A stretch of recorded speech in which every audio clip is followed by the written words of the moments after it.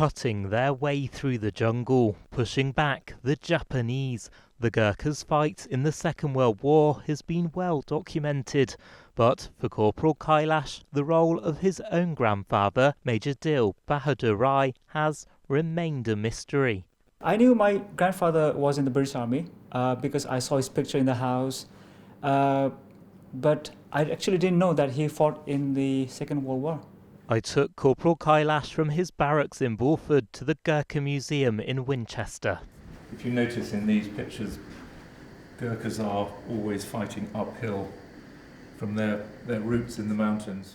Around 120,000 Gurkhas, like Major Rai, volunteered to fight in the British Indian Army during the conflict. He would have started the Second World War in March 1942 as reinforcements after the Japanese had invaded Burma. So what was the condition like in the World War II? Grueling, hard, tough. The monsoon rains from May each year made life almost unbearable for fighting and for living, with disease rife and not helping the morale of the troops. The Gurkhas' long-held reputation for fearless bravery continued. He would have been fighting against a fanatical Japanese army intent on capturing Imphal.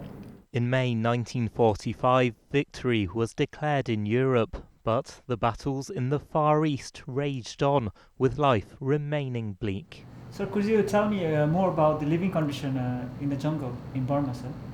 They were always under attack from the Japanese, no chance to make proper camps, and they spent the night in slit trenches, so you had to be a particularly hardy, resolute soldier to deal with those conditions.